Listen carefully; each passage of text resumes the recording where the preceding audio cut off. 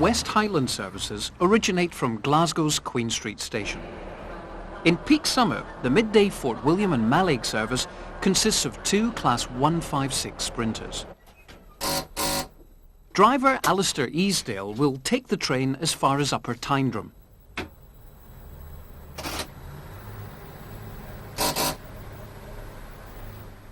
Leaving platform 4, we approach Queen Street Tunnel and the start of the 1.5 mile long Cowlairs incline.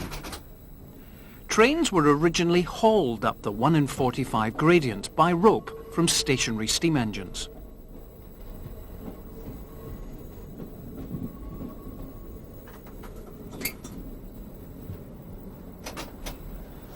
The 99.25 miles of the West Highland Line from Craigendoran to Fort William, added to the initial 23.5 miles of the Helensburgh Line, makes a total route mileage of 122 3/4.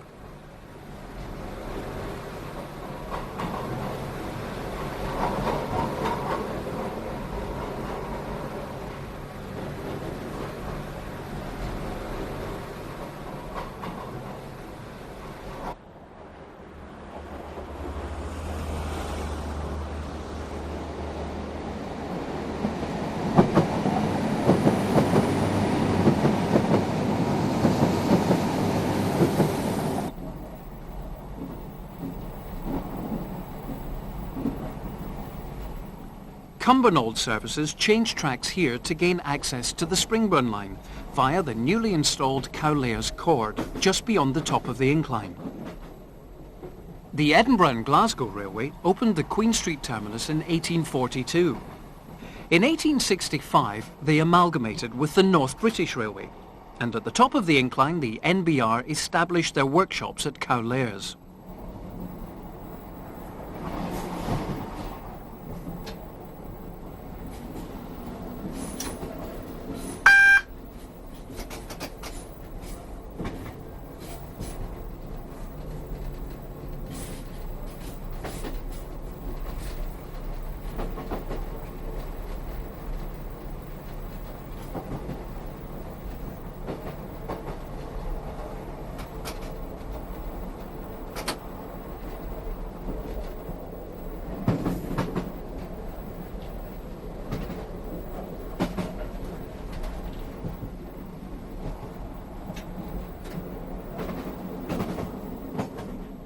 This is Cowlairs West Junction, where the double line from Springburn converges. The main line to Falkirk and Edinburgh continues to the north past Eastfield Depot, while we diverge to the west. The signal box controls our route as far as Westerton.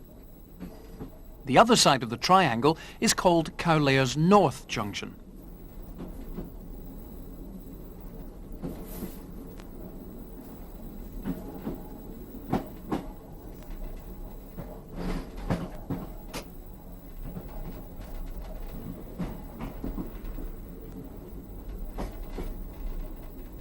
We are now on the former Glasgow Dumbarton and Helensburgh Railway, which opened in 1858.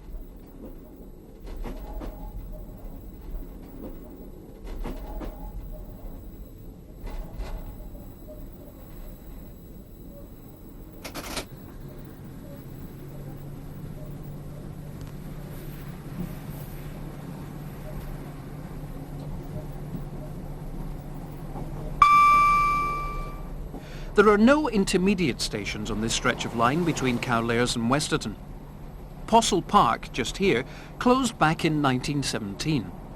The only regular passenger trains these days are those of the West Highland, although work is in hand to re-establish 5 intermediate stations, which will provide a local service to Westerton.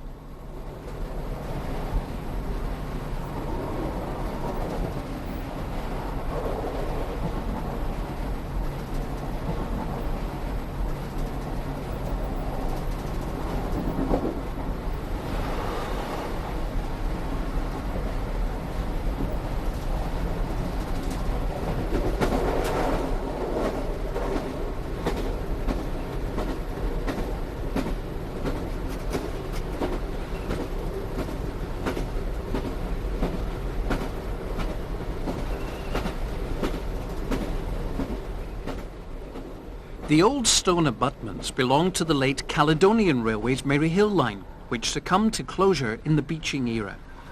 Just beyond it is the aqueduct carrying the Forth and Clyde Canal.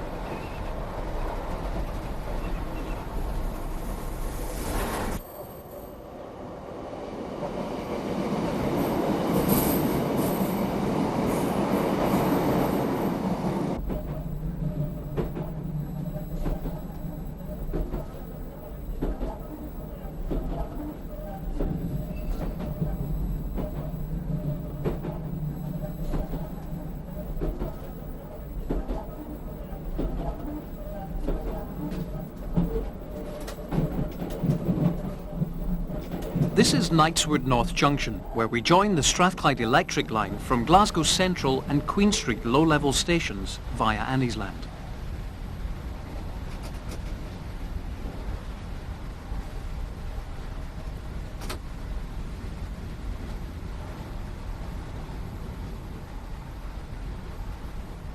The signalling is now controlled from Yoker. Just beyond Westerton Station, the Milngavie branch diverges to the north.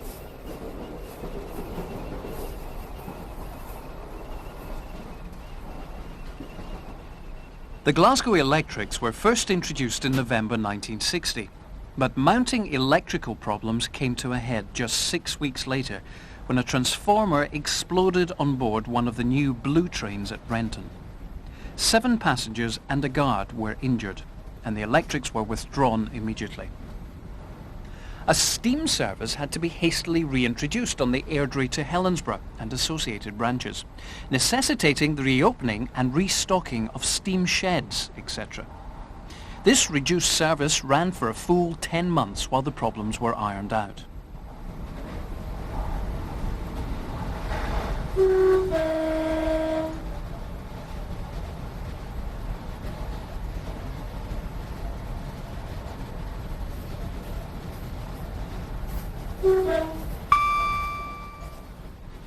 We are now passing through Drumchapel.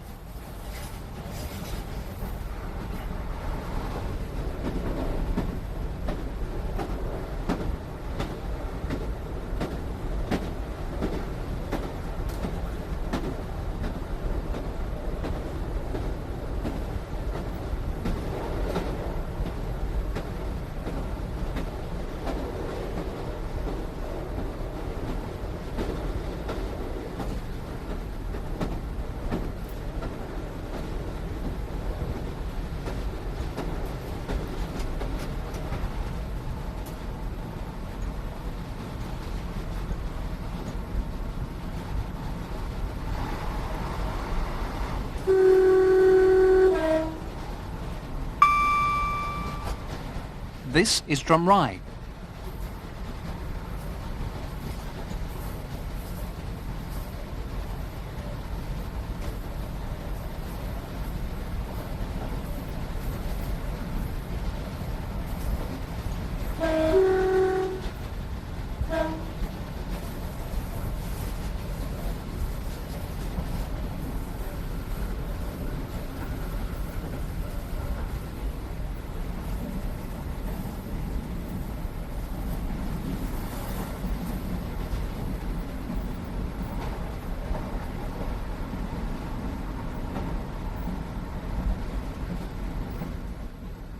This is Singer, home of the famous sewing machine.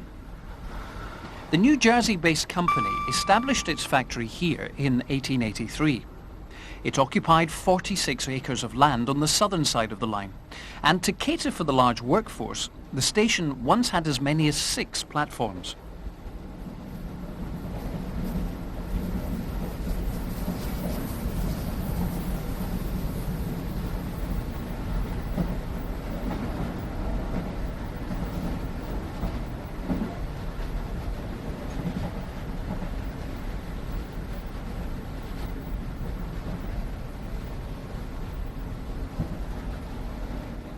We're now crossing over the line from Glasgow via Yoker.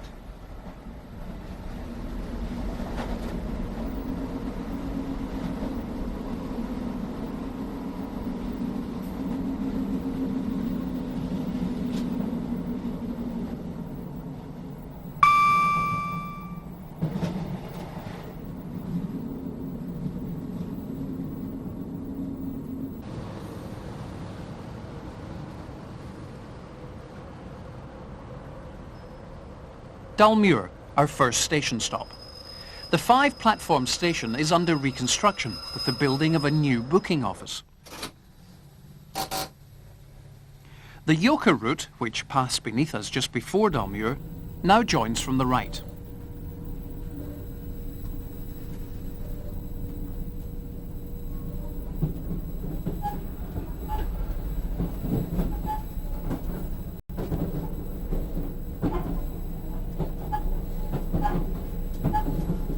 One of the original Class 303 blue trains can be seen in the stabling siding. These units were extensively refurbished in the early 1980s. The gently falling gradient from Knightswood Junction becomes a rising gradient of 1 in 89 to Kilpatrick.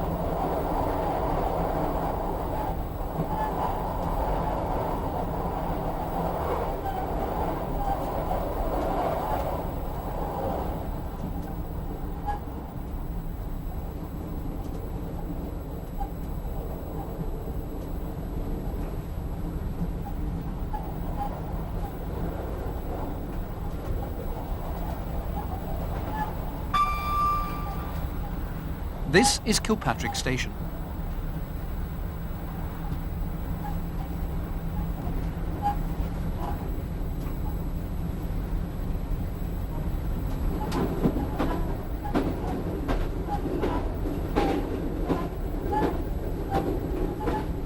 Looking back, the skyline is dominated by the Erskine toll bridge across the Clyde, opened in 1971.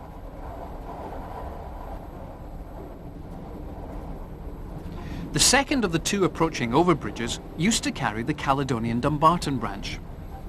The parallel route, opened in 1896 and competing with our own, was an understandable beaching axe.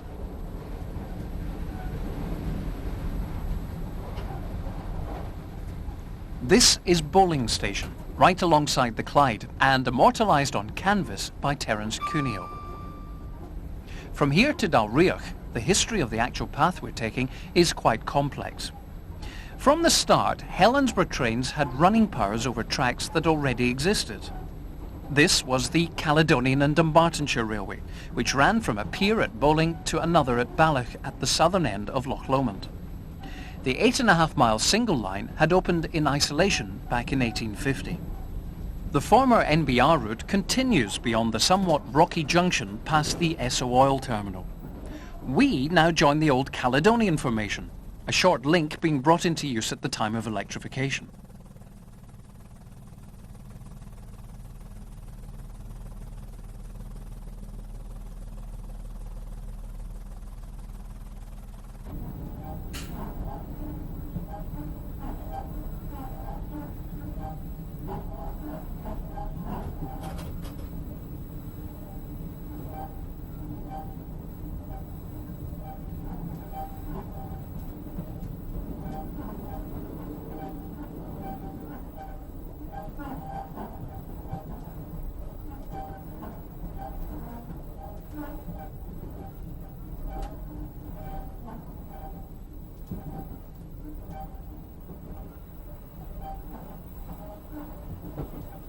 the generous island platform of the former Caledonian Dumbarton East, beyond which both routes converged for Dumbarton Central.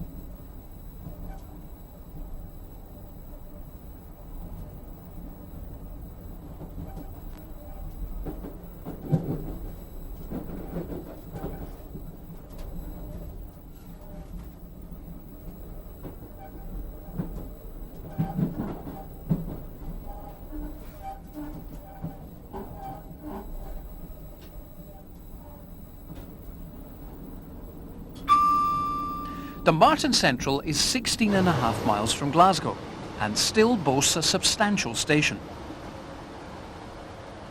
During its recent complete refurbishment, the track was removed from Platform 4.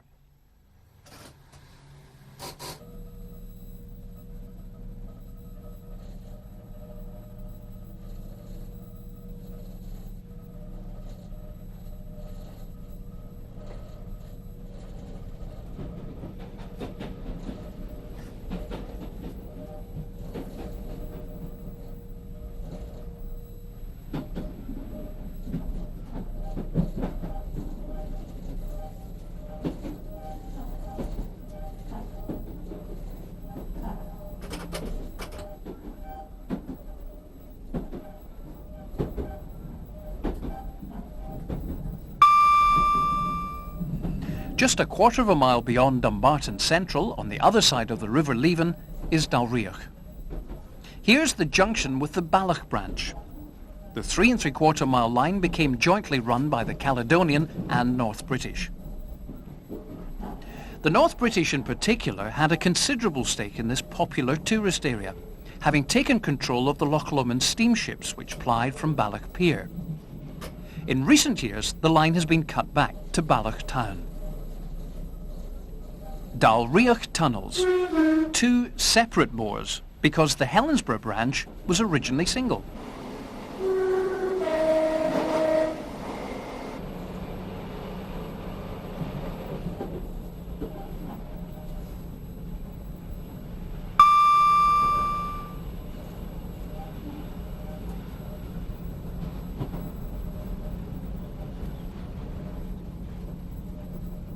The line continues to follow the north bank of the River Clyde. Nowadays, the core service is provided by half-hourly electrics. To the east of Dalriach, the half-hourly service is strengthened by alternate Balloch trains, providing an interval service of 15 minutes.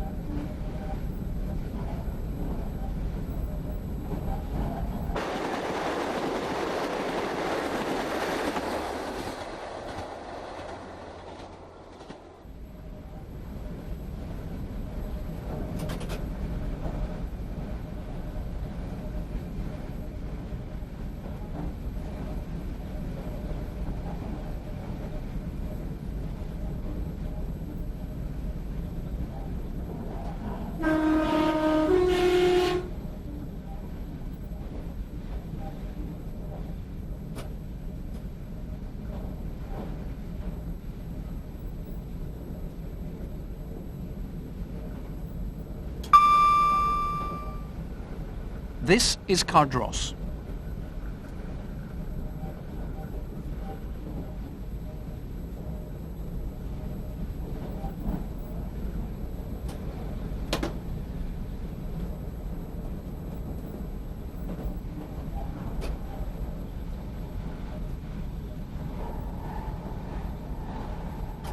This is Ardmore Level Crossing, which is still manned.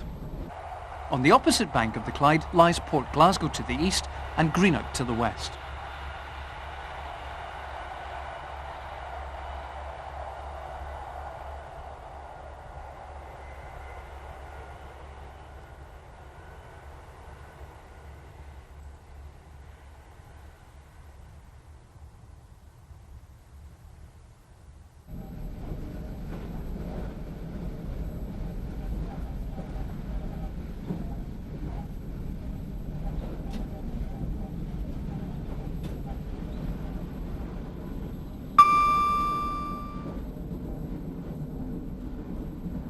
We're now approaching Craigendoran Junction, where the actual West Highland Railway begins.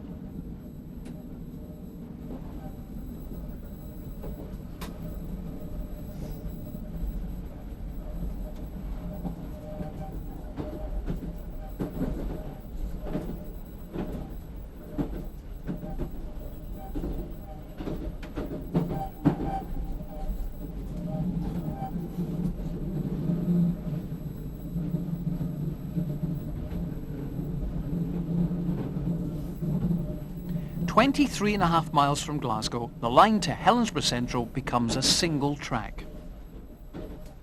Sandwiched between the tracks is the old Craigendoran signal box, which closed in 1992. It is now an S&T relay room. In stark contrast to the easy gradients of Strathclyde, trains on the West Highland line immediately encounter a stiff rising gradient of 1 in 58 towards the aptly named Helensburgh Upper. Craigendoran originally had platforms serving both routes. The West Highlands Island platform was one of 5 closures in June 1964 with the demise of the local stopping service. Up to 5 additional trains a day had served the intermediate stations between Craigendoran and Arrocher.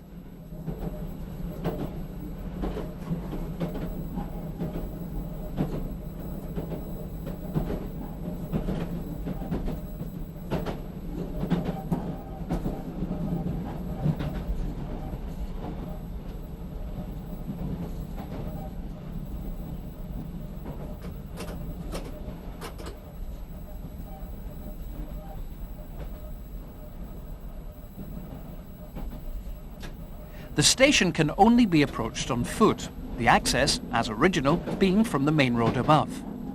The one-time island platform has seen one side filled in within the last couple of years, the track having been removed long before. Here, the conventional signalling gives way to radio electronic token block, or RETB.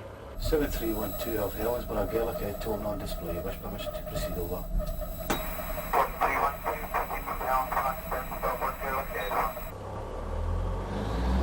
The system, now familiar to most of our viewers, regulates trains entering the single line sections and is controlled by radio from Banavie, Fort William.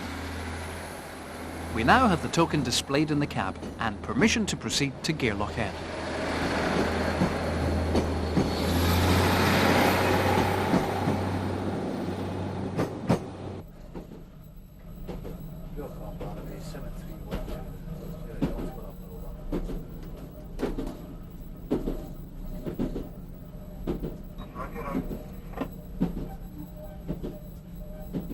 Helensburgh marks the end of the main industrial belt around Glasgow. The town was founded in 1776 and became a popular resort. It was also the birthplace of John Logie Baird, one of the pioneers of the invention of television.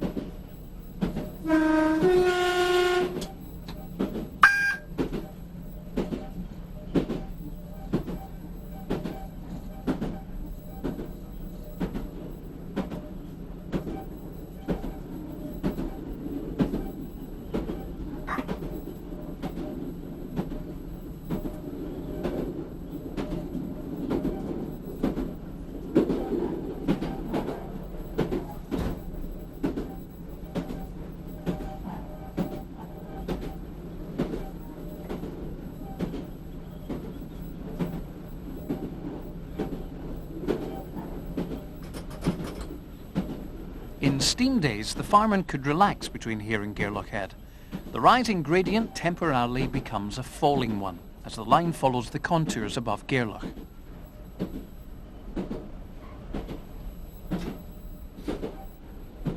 We're now approaching Rue.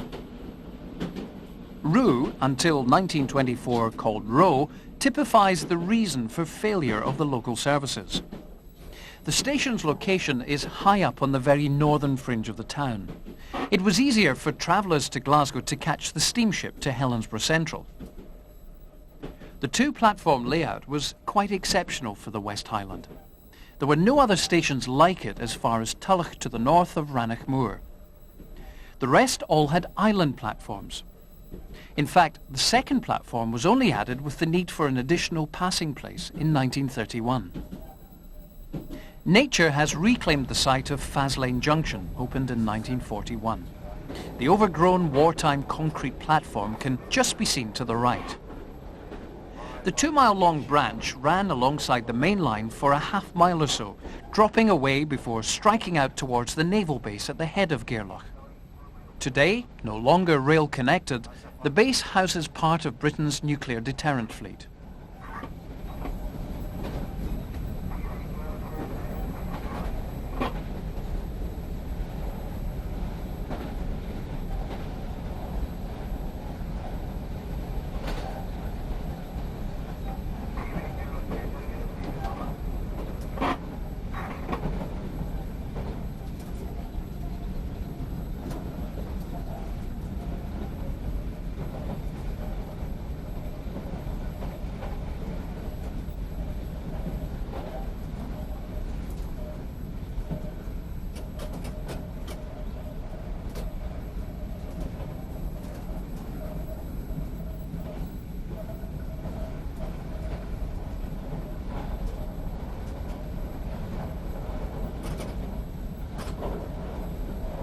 Once again totally obliterated is the site of Shandon Station.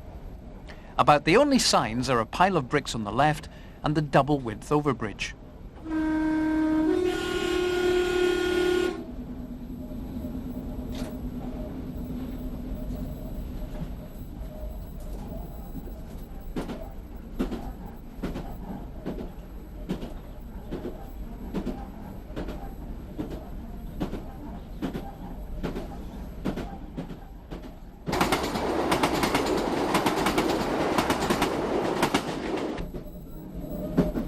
We've now moved forwards about 1.5 miles and are approaching Gairloch Head.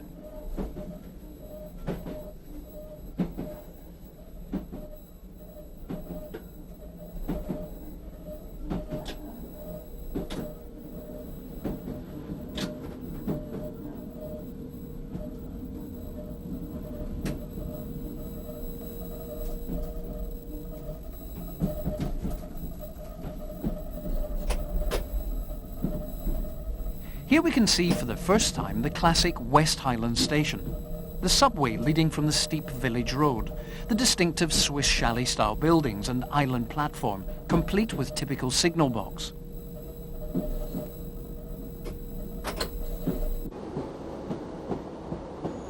Since the introduction of RETB in 1988, all the intermediate stations have been unstaffed, although someone is still tending the odd flower basket.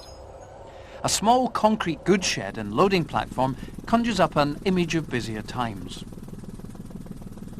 Leaving Gairloch behind now, the line cuts across the top of the Kilcreggan Peninsula towards Loch Long.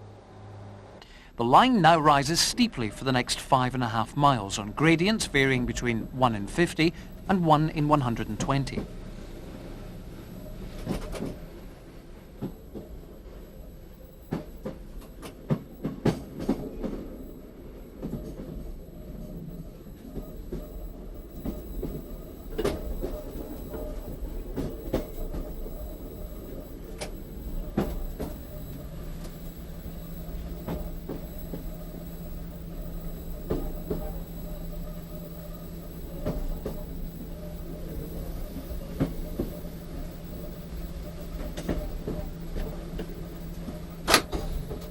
Alistair applies full power as the rear of our 4-car unit clears the points.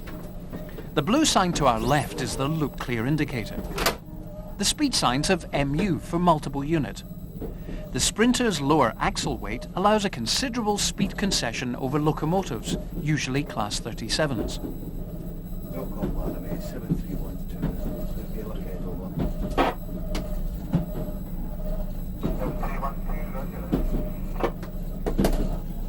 There had been many grand but abortive plans to build a railway from Glasgow to Fort William, including some destined for Inverness.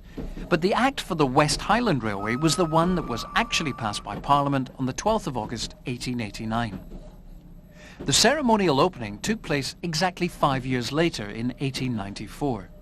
A unique event in that all 100 miles of new line opened as a single entity. Gairlochhead Viaduct was built from the stone excavated at Rue. The first of 19 major ones, it crosses a tributary of Gairloch.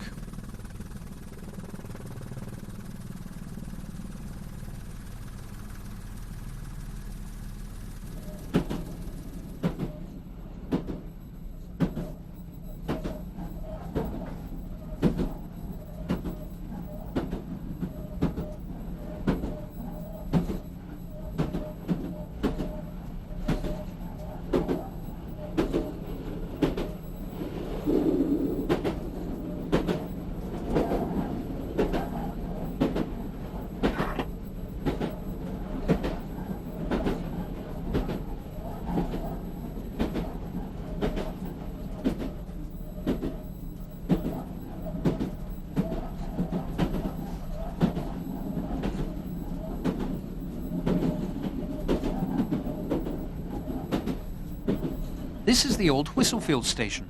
It was built a little over 18 months after the railway was opened, mainly to serve the lochside hamlet of Porton Capel. The station had been promised in the original Act of Parliament, but was only built following local protestations to the North British. It opened on the 1st of May 1896. 560 feet above sea level, this is the summit at Glen Douglas. The resulting falling gradient of 1 in 57 extends all the way to Aracher.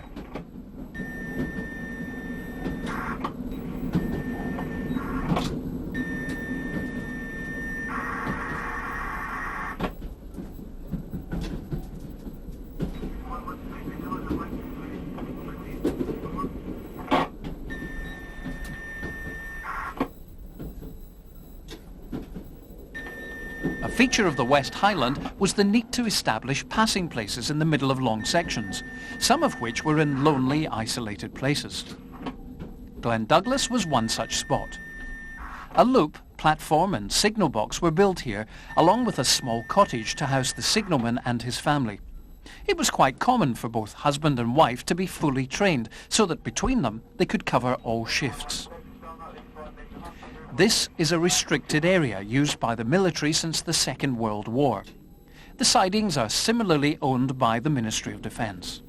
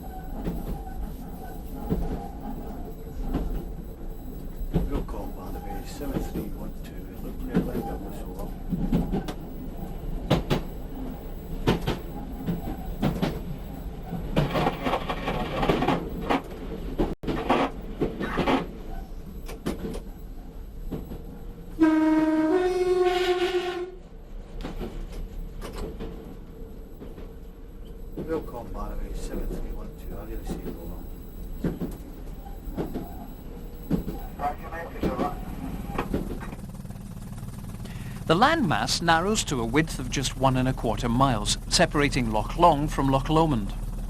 Aracher lies at the head of Loch Long in the foreground, while the village of Tarbet lies on the shore of Loch Lomond in the background.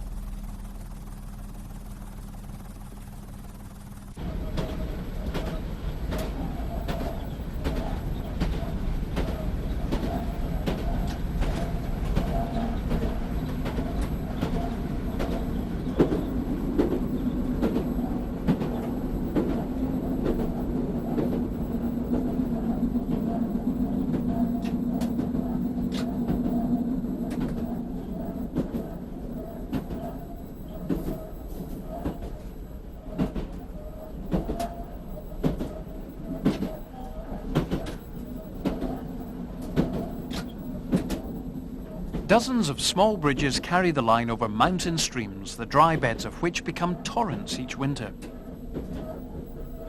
A brief quarter-mile reversal of gradient on the run into Archer and Tarbert Station. The 1 in 69 gradient highlighted by the level sidings.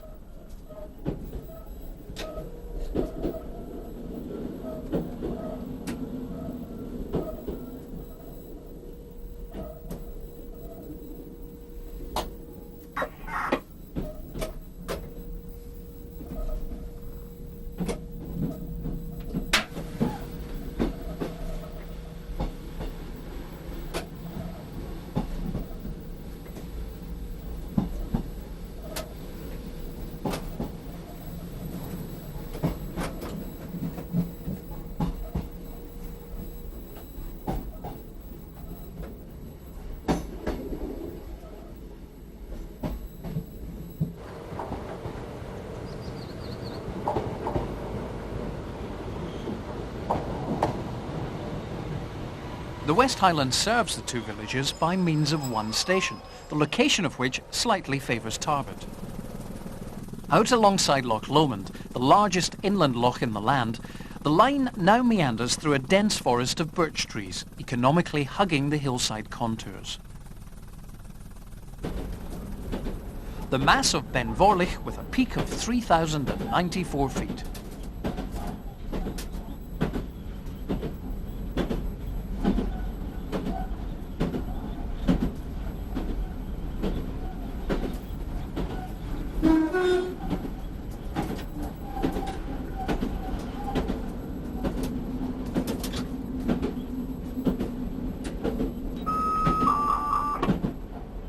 A temporary halt was built here in 1945 to aid the construction of the Loch Sloy hydroelectric power station.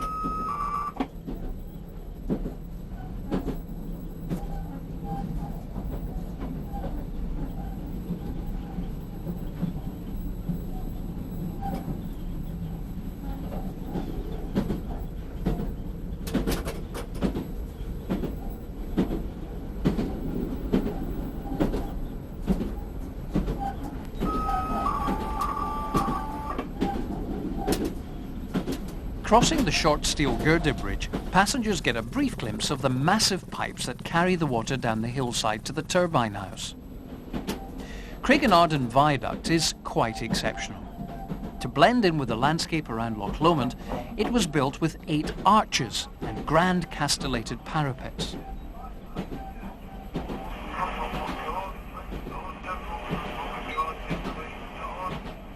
An especially difficult section of line to build, squeezed as it is on a narrow ledge, partly blasted out of solid rock, we find the only original tunnel. Blasted through Pulpit Rock, Loch Sloy Tunnel is 47 yards long.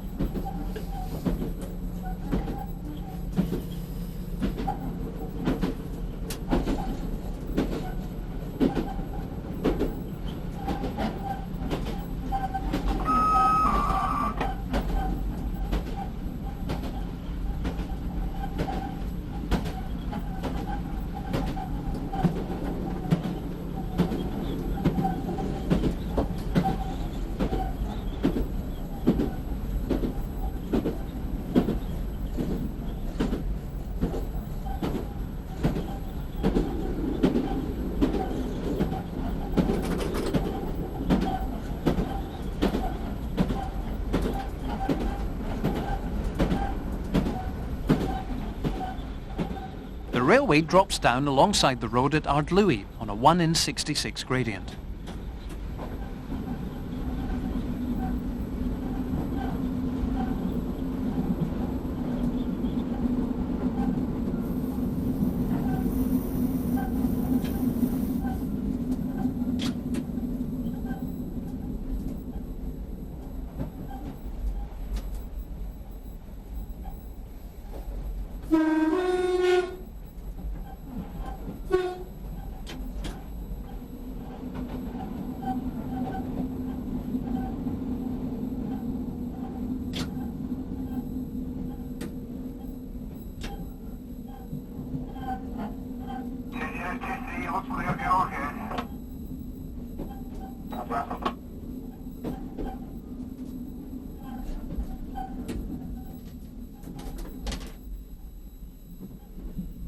The old signal box is now the waiting room, the main building having been demolished in 1970 due to subsidence.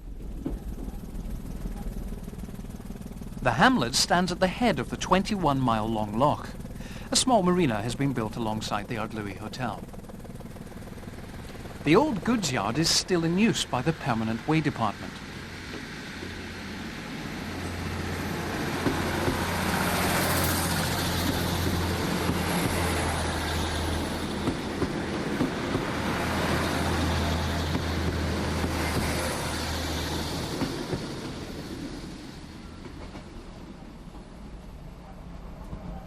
With Loch Lomond behind us, the inexorable climb begins again in earnest.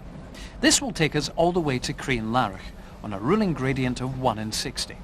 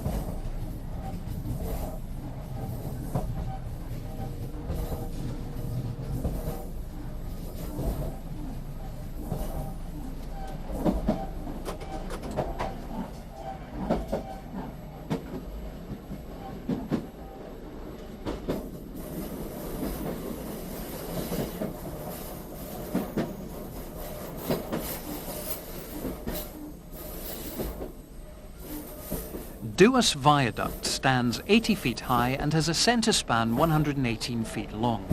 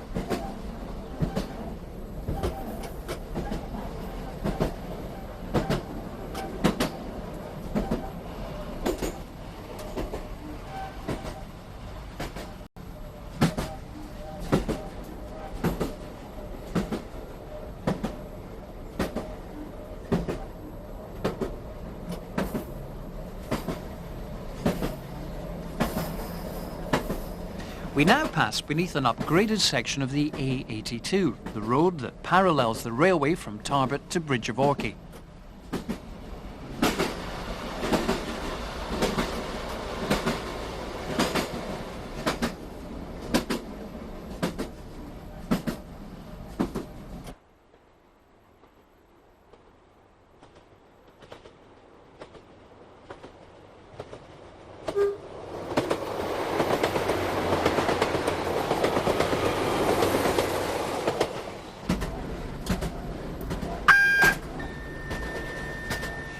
These make way for a more open aspect as we approach Crianlarich, the junction with the Oban branch.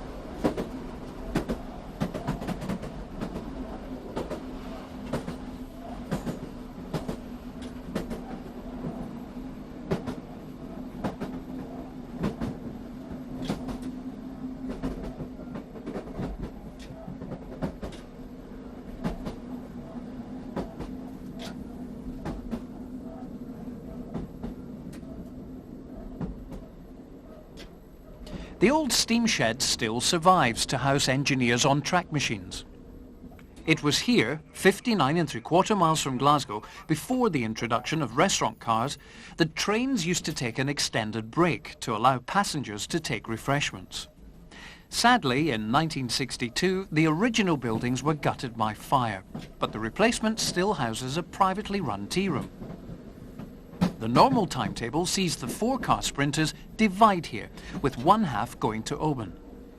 Because the West Highland can only accommodate a maximum of 6 cars, extra capacity is provided in peak summer by running 2 separate 4-car trains all the way from Glasgow. The ex-Caledonian Railway's Calendar and Oban line approached Crianlarich from the east through Glendochart. It opened in 1880, 14 years before the West Highland. The Caledonian station became Crianlarich Lower. The cross-country route emanating from Edinburgh closed in 1965, although the old station was used until quite recently for the loading of timber trains bound for Corpach paper mill.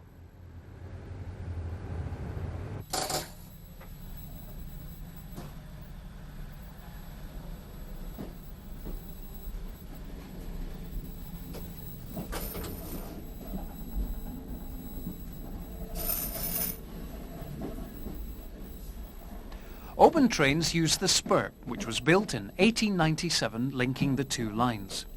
Meanwhile, we cross high above the old formation and main road by means of a viaduct.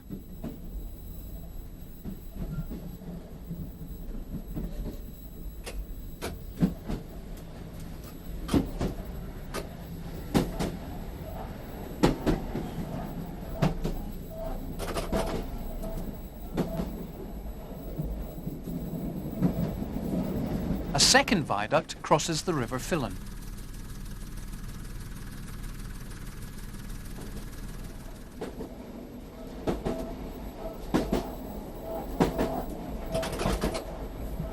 The Fort William and Oban lines run in parallel on either side of Strathfillan for 5 miles to Tyndrum, in our case on a near constant climb of 1 in 60. When the West Highland was built, the contractors, Lucas and Aird, divided the undertaking into 2 main halves. Craigendoran to Crianlarich was the bottom half, and Crianlarich to Fort William the top. This half proved far and away the most difficult for access. Materials and men could be brought in by train at both ends of the bottom half, with further access from Gairloch and Loch Lomond. On this section, however, there was only the Caledonian Railway at the southern end and Loch Linney at Fort William. The inaccessibility of Rannochmoor was quite a different matter. It's no wonder that work started almost immediately at the Fort William end.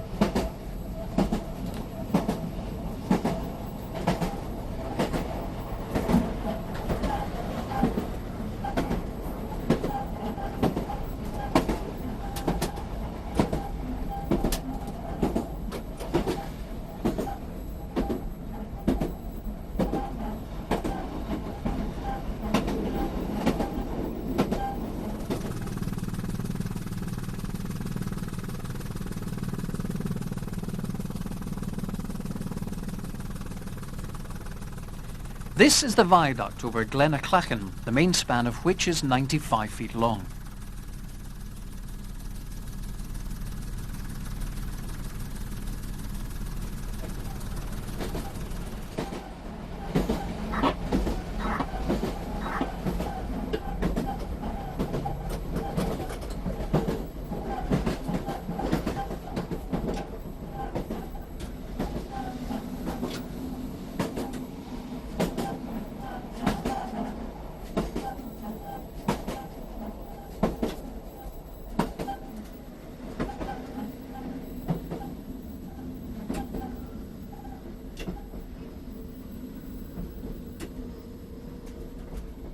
Tyndrum has the rare honour these days of having two stations. They originally had an upper and a lower added after the name, but following the introduction of RETB, Tyndrum Upper has been changed to Upper Tyndrum to more clearly differentiate it from Tyndrum Lower on the Oban line, with single line tokens being issued by name, a worthwhile safeguard.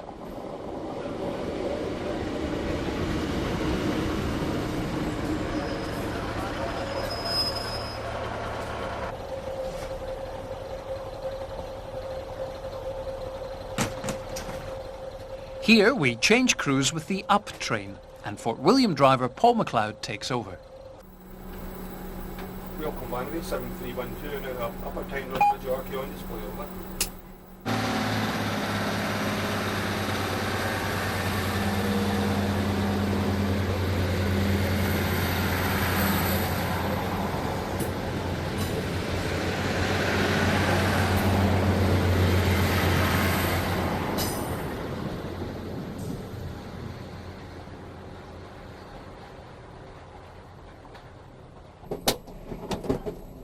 Welcome Banbury 7312, I'm now look clear, Upper Tyndrum on.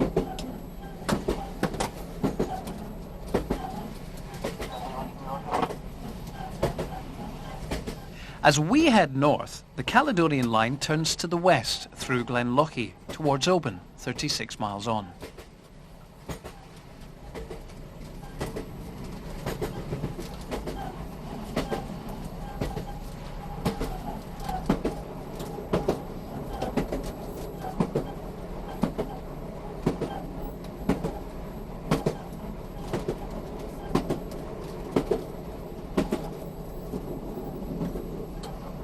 As you can hear, the West Highland now has some stretches of continuously welded track.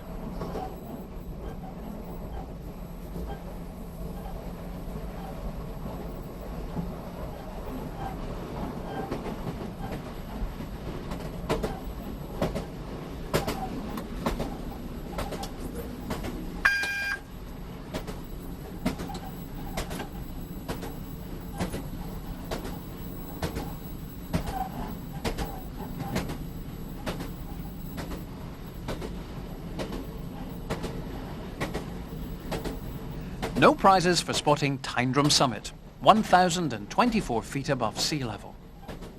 Once over it, the line drops all the way to Bridge of Orchy, first half on a continuous 1 in 55.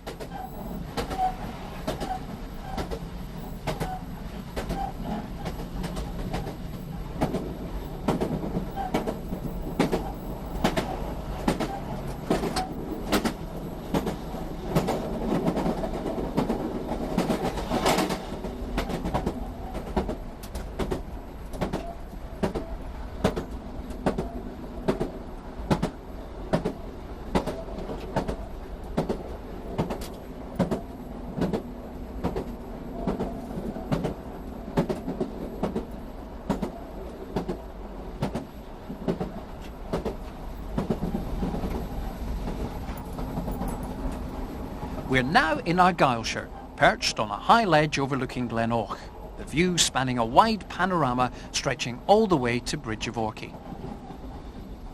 In the foreground, one of General Wade's old military roads forming a part of the West Highland Way. The famous and well-trodden route for walkers extends all the way from Milngavie to Fort William.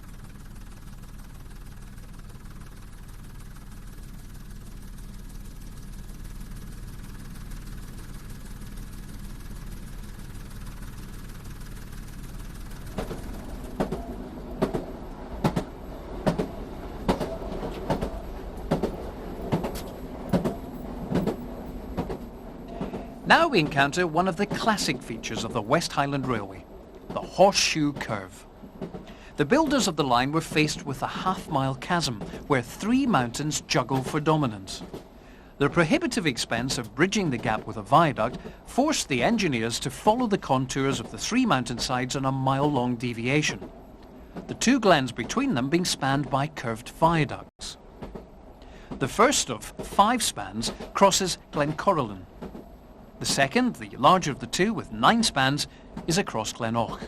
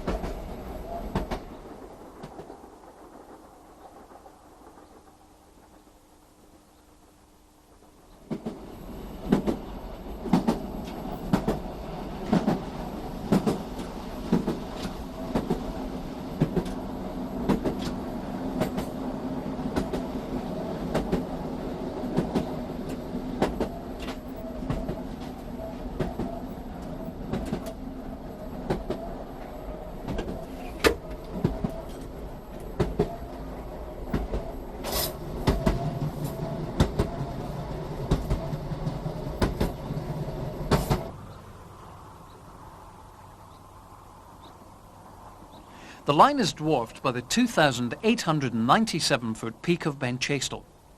Ben Doran to the left towers to over 3,500.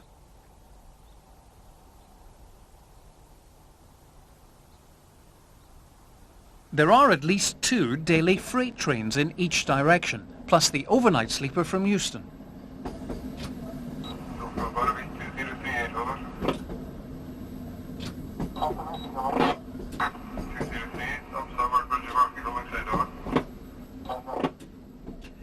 The radio message you can hear is from the Class 37 returning the section token. The freight is en route from Fort William to Coatbridge with a train of paper and empty china clay wagons from the pulp mill at Corpach. Diagram 7D19 is double-headed as far as Gairloch Head. With easy gradients from there on, one loco returns light engine to Fort William.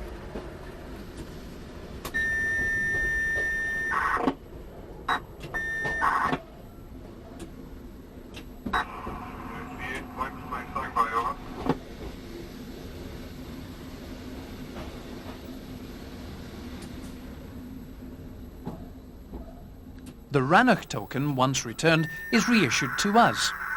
Displayed as a long section token, it allows us to proceed through the loop at Gorton without stopping.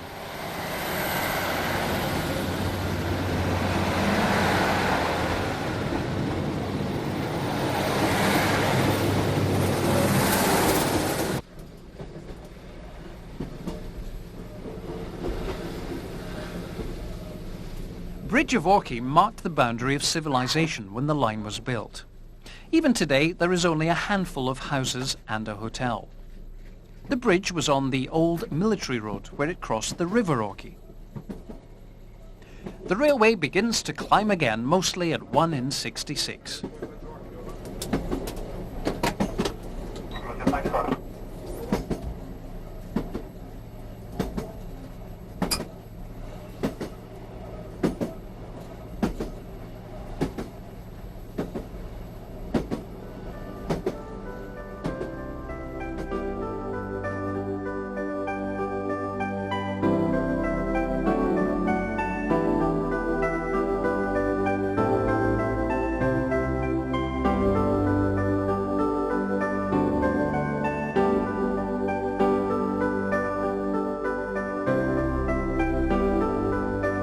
Now the A82 trunk road parts company and heads northwest through Glencoe to Ballachulish and up the eastern shore of Loch Linney to Fort William. The railway now heads northeast alongside the water of Tulla towards Rannoch Moor.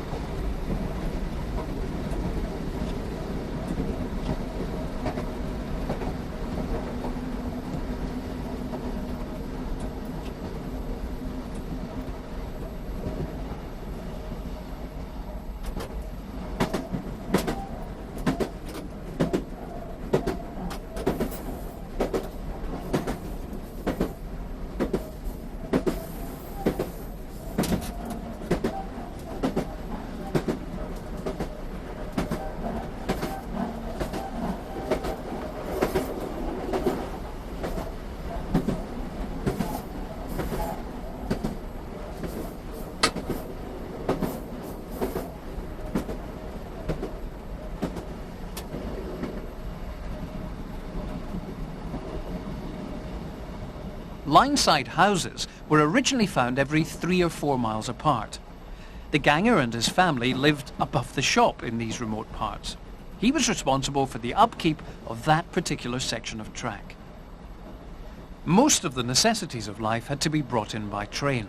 The housewives along the route wrote out weekly shopping lists for supply from Glasgow or Fort William.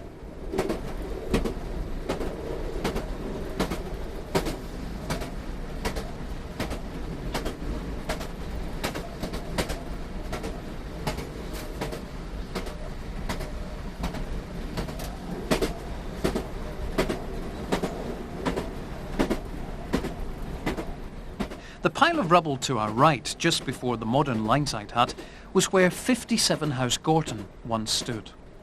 The gangers' houses were located by the nearest milepost, measured from Craigendoran. We are now approaching Gorton. It was established purely to provide a passing place on an otherwise 15.5-mile section. With manual signalling, that meant providing the staff to work it.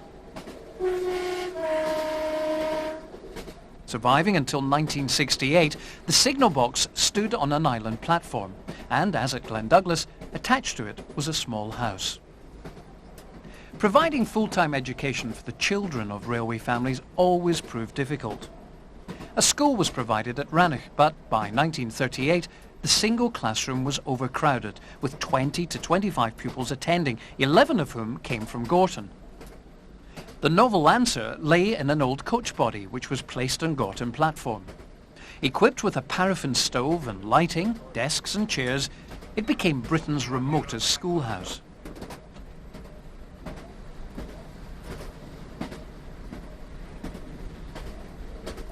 One of those very pupils who remembers life in the West Highland was Archie MacDonald. Another pile of rubble marks the spot where he lived, 58 House. There were many harsh winters when he remembers the railway being snowbanned.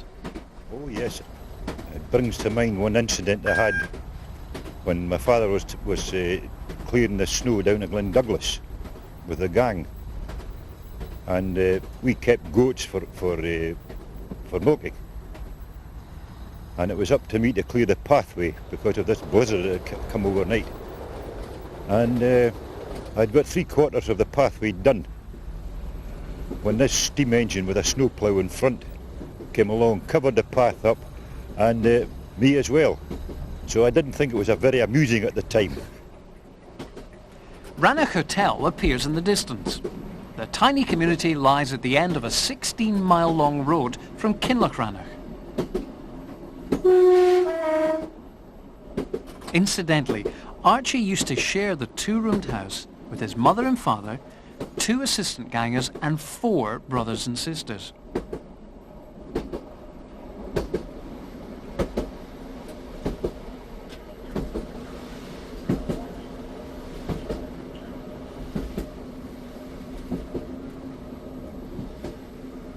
The station is of typical style, save for the subway. Instead, passengers had to walk across the track by means of a boarded crossing at the south end of the station. In 1990, however, the old footbridge from Carrower, which had become redundant with the closure of the loop, was re-erected here. The main building still houses a tea room and sub-post office, privately run by the ex-station master and his wife, made redundant at the time of radio signalling. At the north end of the platform is the stone carved by grateful navvies in appreciation of J.H. Renton. One of the West Highland directors, he bailed out the ailing company with his own private fortune.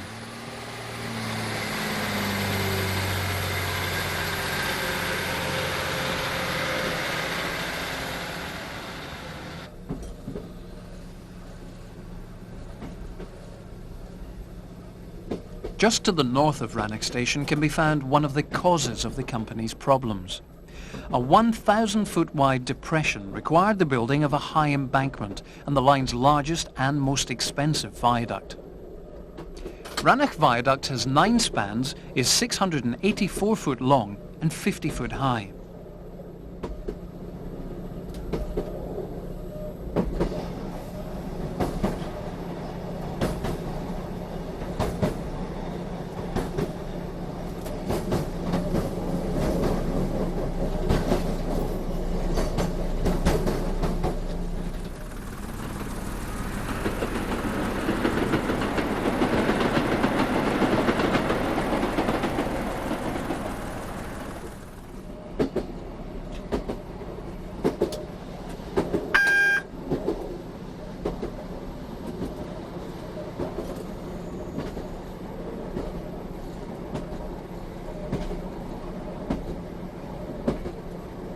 On either side of the line are the remains of snow fences, erected in the areas most prone to snowdrifts.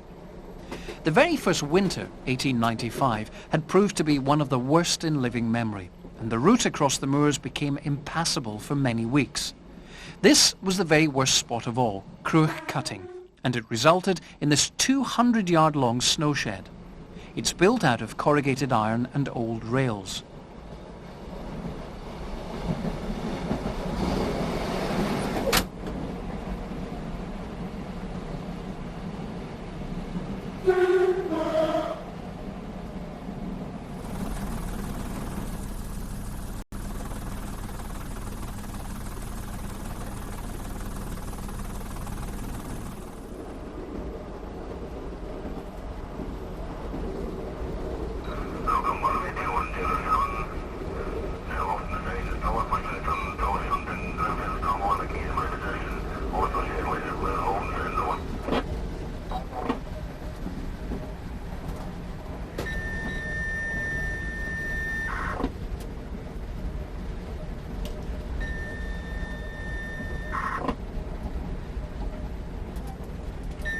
Much of the railway was floated over the worst of the bog, just as George Stephenson had done at Chat Moss 60 years earlier. The technique involved building ditches to drain the water and laying a bed of turf and brushwood upon which thousands of tons of spoil and ash were laid. The remains of Lubnaclach shooting lodge.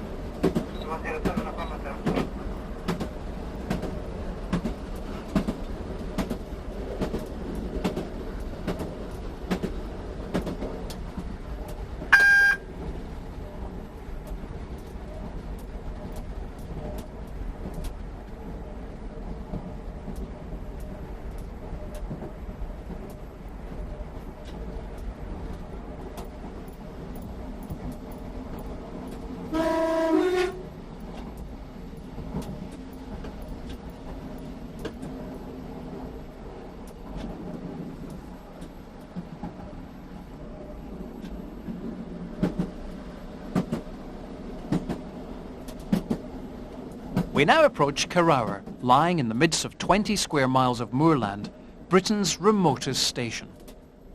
The loop, as at Gorton, is now only used in emergency. Otherwise, it's an engineer's siding. The windmill powers the RETB equipment, and behind it we get our only chance to see an original combined signal box and house. In the last few years of manual signalling, a modern prefabricated house had been provided opposite.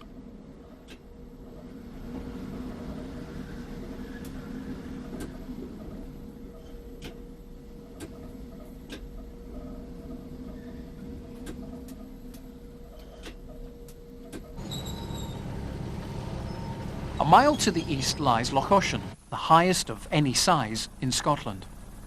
A rough track leads to a small hostel on the shore. Carrower is still home to the last signalman and his wife in retirement.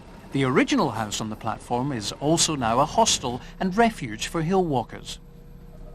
Electricity for both the houses and platform lighting is provided by a diesel generator.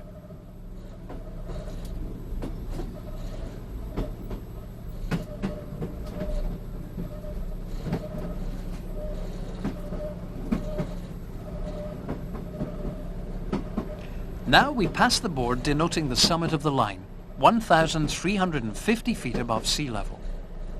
The 10-mile section to Tulloch is mostly at 1 in 67.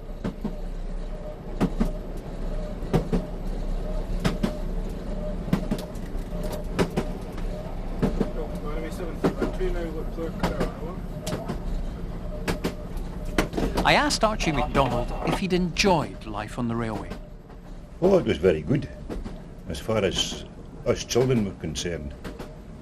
We could roam the plains on there and everything else, the moors. Nobody check us, nobody say anything. The only thing that was, my father was very strict about, that we had to keep off the railway line. That was one thing he was strict about.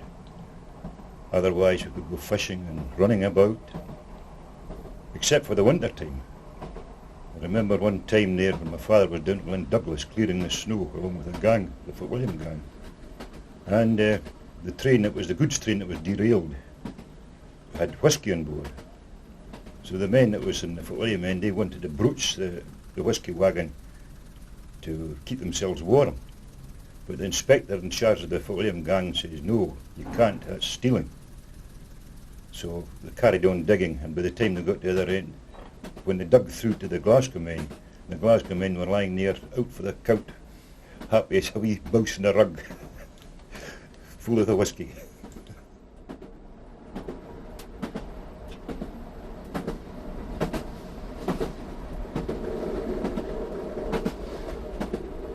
We now turn to the north, high above Loch Treig, itself as unspoilt as the day the railway was built.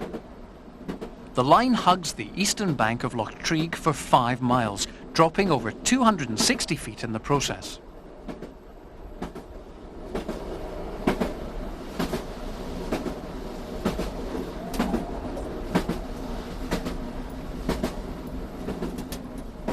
Guide rails provide a precautionary safety measure, where there's a sheer drop to the waters below.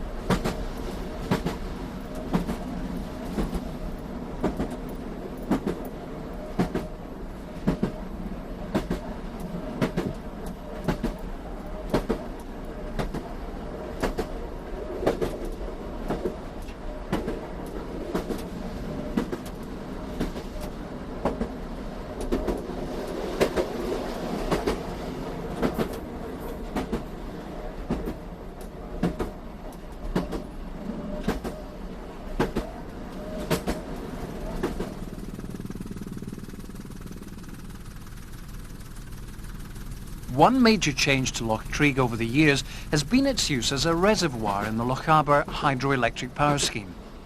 Built in the late 1920s for the British Aluminium Company at Fort William, it provides the necessary high power for the aluminium manufacturing process.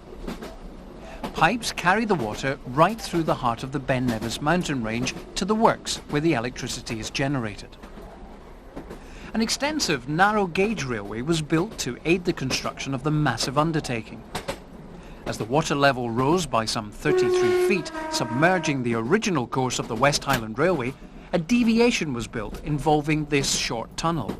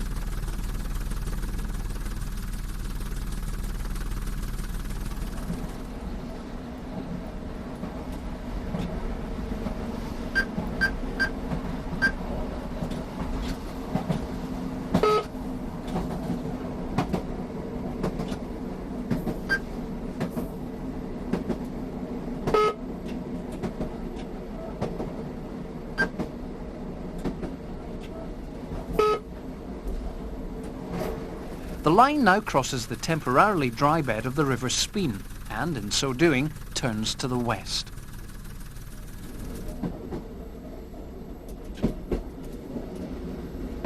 Tullach, being on the road from Kingussie, brings with it a modicum of civilization. The ex-Highland main line to Inverness is at its nearest point here, just 24 miles away. There have been many attempts over the years to promote a rail connection to it via Glenspeen. The station, originally named Inverlear, was laid out with 2 platforms from the outset. The main building is virtually as original and houses a permanent way squad. A large hostel and a couple of houses are the only other buildings around.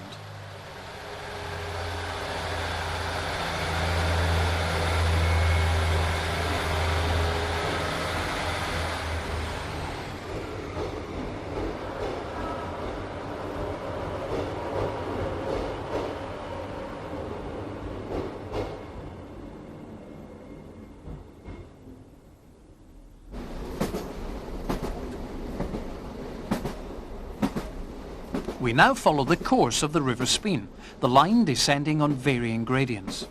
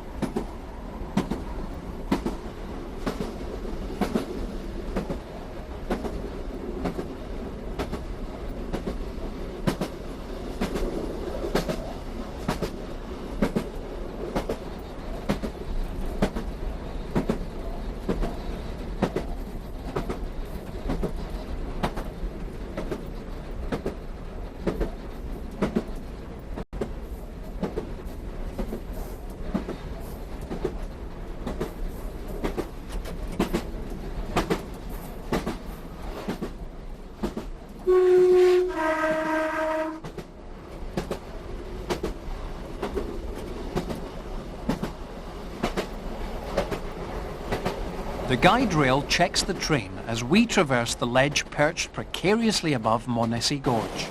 Not so spectacular in summer months, but in winter, a series of spectacular cascading waterfalls.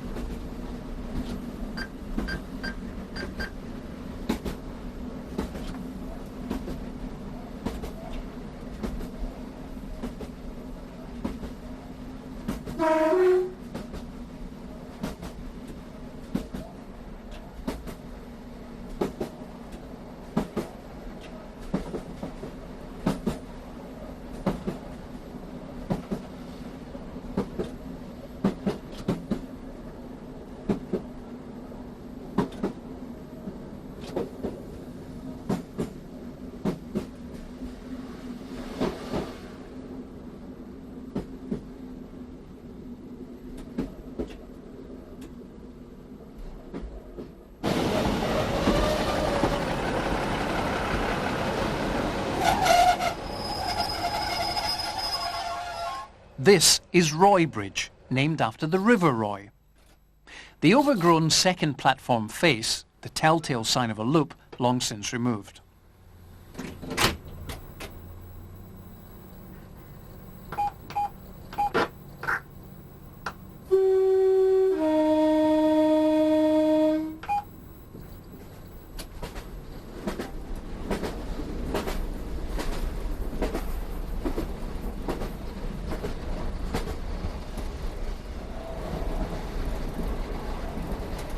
It's just 3.5 miles from Roy Bridge to Speen Bridge, whereupon the descending gradient will ease for a couple of miles.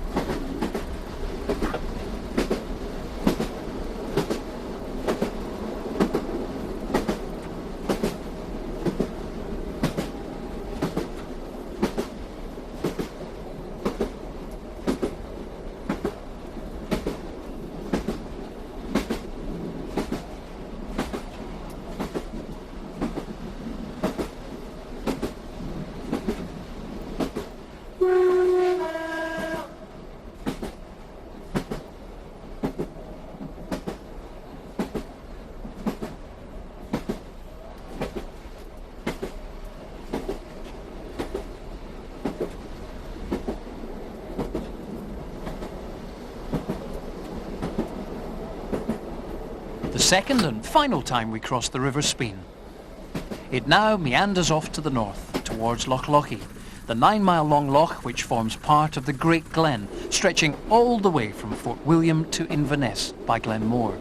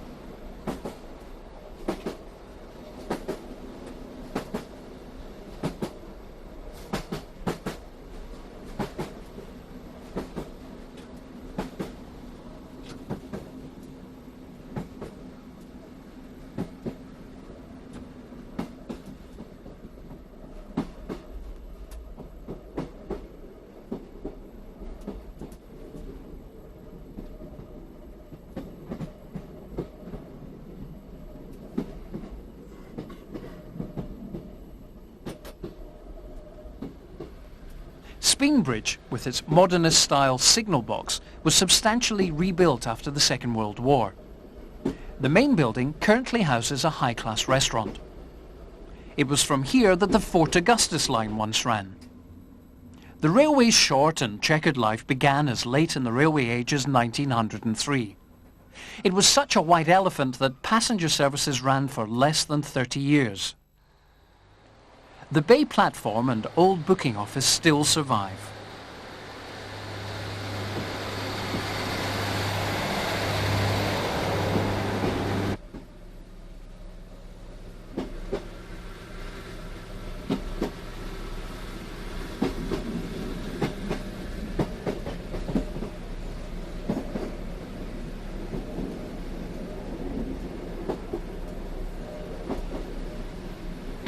The line diverged to the right past the old engine shed.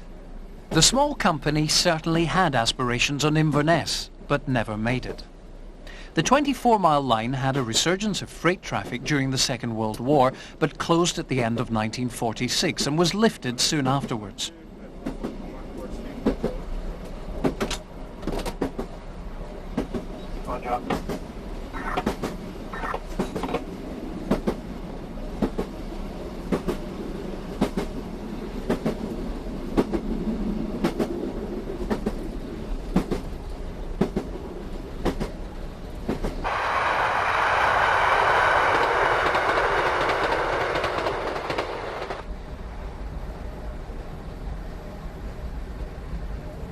On the final leg of our journey now, we pass beneath the recently constructed road to Nevis Range Ski Centre and cable car route up Anachmore.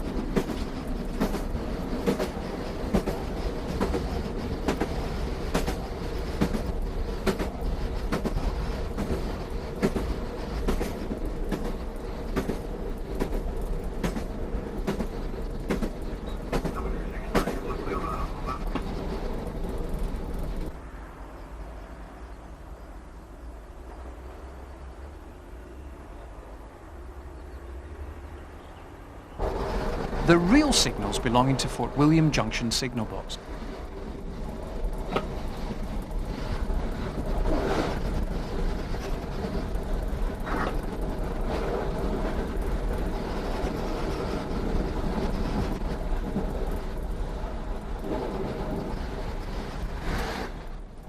Converging from the left is the line still in daily use from the aluminium works, now British Alcan.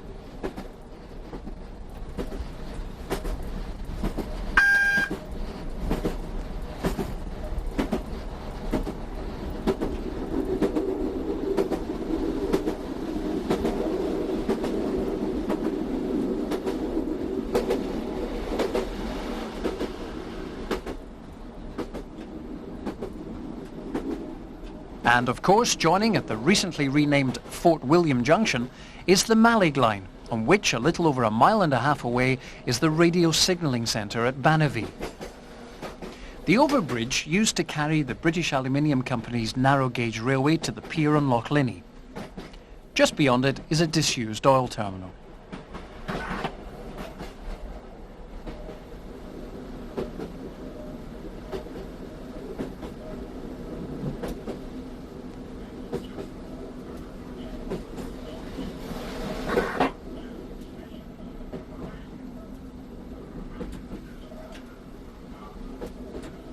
This is where construction of the West Highland Railway began, just by the River Nevis, which flows through the glen flanked on one side by Britain's highest mountain, the 4,406-foot-high Ben Nevis. The townsfolk had turned out in force to witness the ceremonial cutting of the first sod of earth on the 23rd of October 1889. The honour was bestowed upon Lochaber landowner Lord Abinger.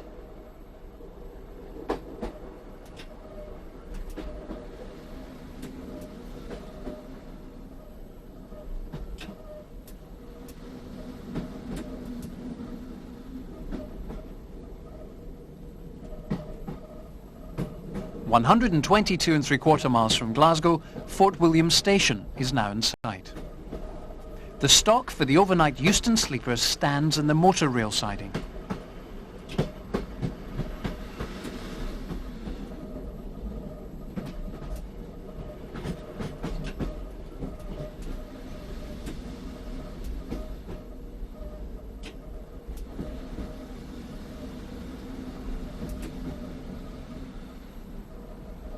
The modern station dates from 1975, when the line was cut back by about 1/3 of a mile to relieve the cramped conditions of the Lochside original. The space thus gained allowed the construction of a dual carriageway road, bypassing the congested centre of town, the main street of which is now pedestrian only.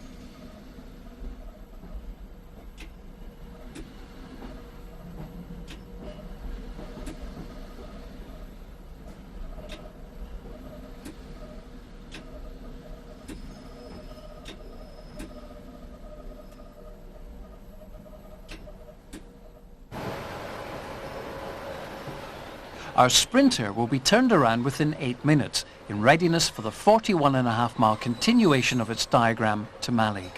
But that's Another journey.